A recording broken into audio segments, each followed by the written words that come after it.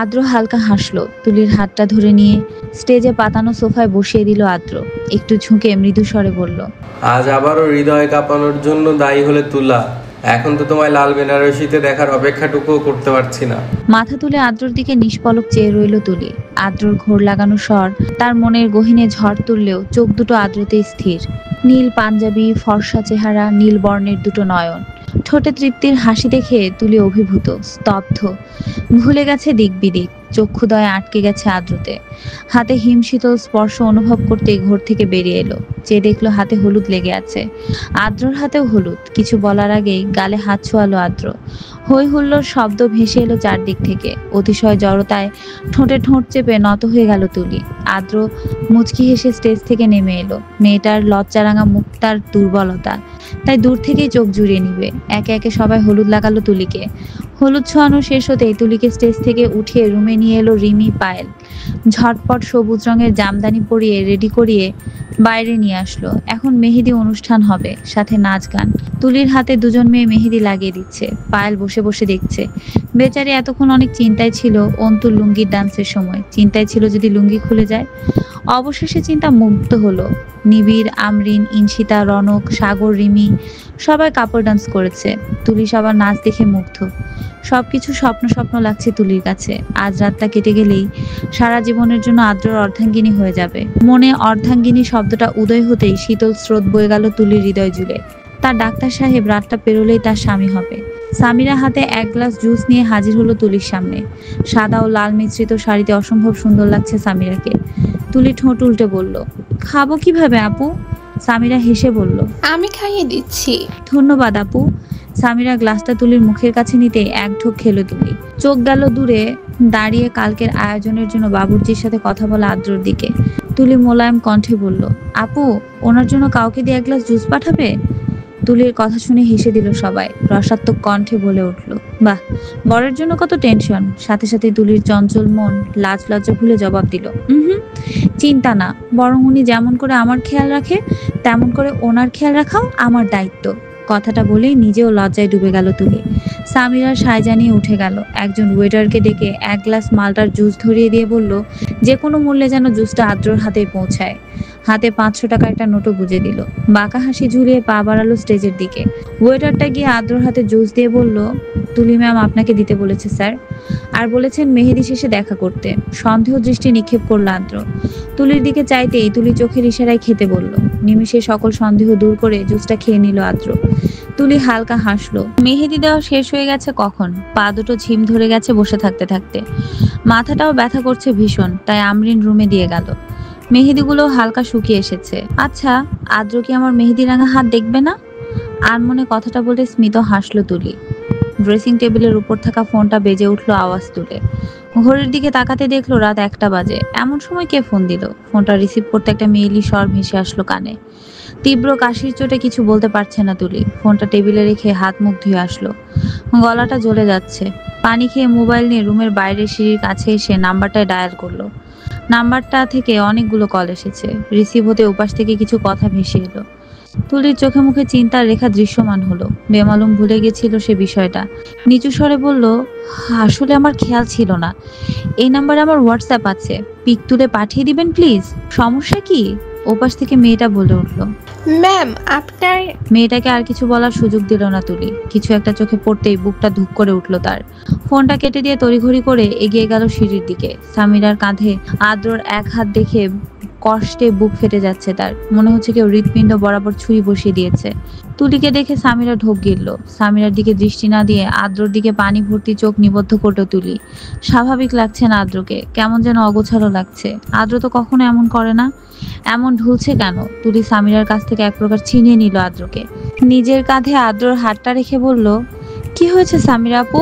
উনি এমন করছে কেন? হয়তো আদ্র ড্রিঙ্কস করেছে তুলি। ড্রয়িং রুমে এসে বেসামাল ভাবে হাঁটতে গিয়ে পড়ে যাচ্ছিল, তাই আমি ভাবলাম রুমে দিয়ে আসি, সবাই তো বাহিরে।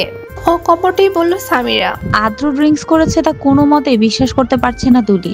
কিন্তু আদ্রর অবস্থা তাই প্রমাণ করছে, হয়তো নিজের ইচ্ছেতে করেনি। তুলি মলিন কণ্ঠে সামিরাকে উদ্দেশ্য করে বলে উঠল, তুমি যাও আপু, আমি ওনাকে রুমে নিয়ে যাচ্ছি।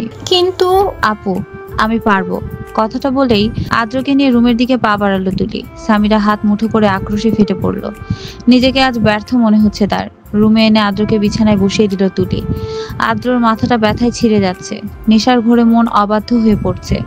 আদ্রকে বিচলিত হতে দেখে তুলি টেবিলের উপর রাখা পানির গ্লাসটা নেয়ার জন্য উঠে আসলো। ঘাড়ে গরম নিঃশ্বাসের উত্তাপ পেতেই গ্লাসটা হাত ফসকে পড়ে গেল ফ্লোরে। থরথর করে কাঁপতে লাগলো অনর্বরত। তড়িৎ গতিতে ঘুরে দাঁড়াতেই চোখ আটকালো আদ্রর নেশাময় চাহনিতে। মনটা কেঁপে উঠল অজানা আশঙ্কায়। আদ্র যে নেশার ঘোরে নিজেকে সামলাতে ব্যর্থ তার নির্দ্বিধায় বুঝতে পারছে তুলি। কাঁপা কাঁপা কণ্ঠে কিছু বলতে নিলে ঠোঁটে আঙুল চেপে হুঁশ শব্দ করলো আদ্র। কিছুটা নুয়ে পড়তেই এক কদম পিছিয়ে গেল তুলি। আদ্র হাতটা চেপে ধরে নিজের কাছে নিয়ে আসলো তুলিকে। বিস্ময়ে দু চোখ বুজে এলো তুলির। তৎক্ষণাৎ চোখের কার্নিশ বেয়ে গড়িয়ে পড়লো চোখ ভর্তি অশ্রুগুলো। রাতের আঁধার কাটিয়ে পৃথিবীর বুকে নেমে এসেছে এক স্নিগ্ধময় সকাল। সূর্যের আলোর পাশাপাশি রুমে ধেয়ে আসছে শীতল বাতাস। চার দেয়ালের প্রতিটি কোণায় কোণায় বাতাসের বিচরণ। হাওয়ার তালে কিছুটা নড়ছে আদ্রর কপালে পড়ে থাকা ছোট ছোট চুলগুলো। লোকমুখের কথা ডাক্তারি পড়তে পড়তে মাথার অর্ধেক চুল খোয়াতে হয়, অথচ আদ্র নামক সুদর্শন যুবকের মাথায় চুলেরও কমতি নেই। মানুষটা পারফেক্ট, সব দিক দিয়ে পারফেক্ট। এটা একটা ভুল, নিতান্তই ভুল বাক্য। পৃথিবীতে সবাই পারফেক্ট হয় না, কোনো না কোনো দিক দিয়ে ত্রুটি শূন্যতা থেকেই যায়। যেমন আদ্ররও আছে। দেখতে সুদর্শন হলেও তার রয়েছে চরম দুর্বলতা। তার দুর্বলতা একটা মেয়েকেই কেন্দ্র করে। 28 বছরের এই সুদর্শন যুবকের দুর্বলতা 18 বছরের তুলিকে ঘিরে। হঠাৎ এক দমকা হাওয়ায় রুমের সাদা পর্দাগুলো এলোমেলোভাবে উঠতে লাগলো। নিমিষেই সূর্যের কিরণ বিলুপ্ত হয়ে রুমটা হিম ঠান্ডায় পরিণত হলো। এক নজরে আদ্রর ঘুমন্ত চেহারায় দৃষ্টিপাত করে রেখেছিল তুলি। বাতাস এসে জ্বালাতন করায় না চেয়ে আদ্রর সামনে থেকে উঠতে হলো তার। ধীর পায়ে হেঁটে বেলকনির কাছে এসে কাঁচের দরজাটা লাগাতে নিলে বাতাসের দাপটে উঠতে লাগলো খোলা হালকা ভেজা চুল ও শাড়ির আঁচলটা। আকাশের দিকে তাকালো তুলি। আকাশ জুড়ে মেঘের খেলা। হয়তো আজ বৃষ্টি হবে, নয়তো আসবে কোনো প্রকাণ্ড ঝড়। তারই পূর্বাভাস দিয়ে যাচ্ছে কালো মেঘ ও এই দমকা হাওয়া। দরজার কাছে দাঁড়িয়ে চোখ বুজে নিল তুলি। বাতাস এসে চোখে মুখে দোলা দিয়ে যেতেই ঠোঁটের কোণে ফুটে উঠল মৃদু হাসির ঝলক। মনের কোণে ভেসে উঠল কিছু মুহূর্ত।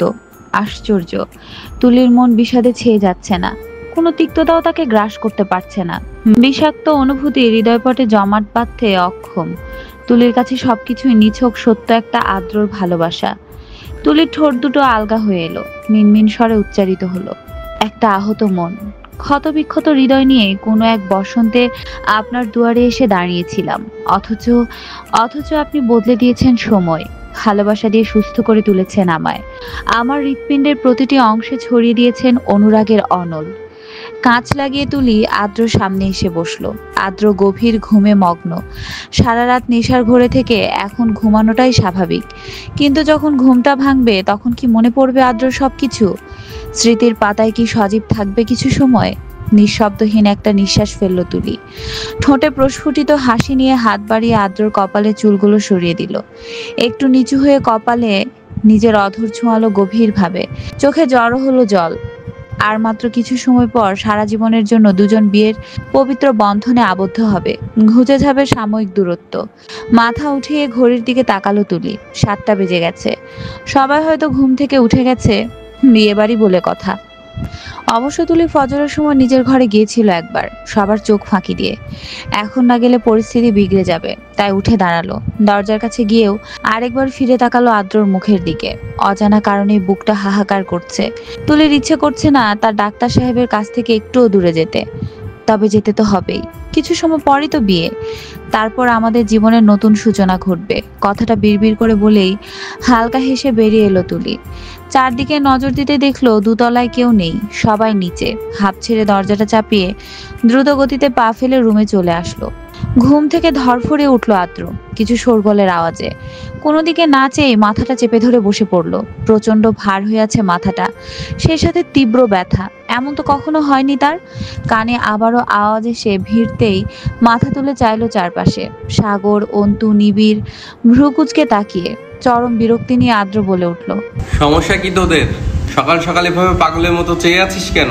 বর সাহেব ঘড়িতে তাকাইলেই দেখতে পাবেন 9টা বাজে। এখনো সকাল সকাল রয়ে যায়নি। কথাটা বলে নিবিড়, সাগর, অন্তু হু হু করে হেসে উঠল। নিবিড় একটা বালিশ নিয়ে পাশে শুয়ে রসাত কণ্ঠে বলে উঠল, তুই তো এত বেলা পর্যন্ত ঘুমাস না, ব্যাপার কি? আজকের কাজ গতকাল শেষ?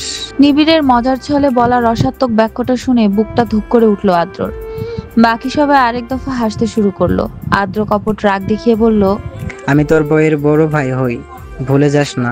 তার আগে তুই আমার বন্ধু, আর বন্ধুর সাথে কথা বলতে সীমার প্রয়োজন নেই।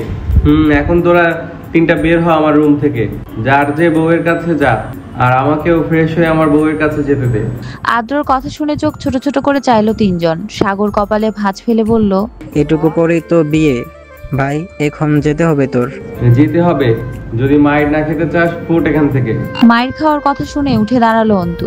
যেতে যেতে বলল, পায়েল বোধ হয় আমাকে ডাকছে, বেবির সেবা করতে হবে তো।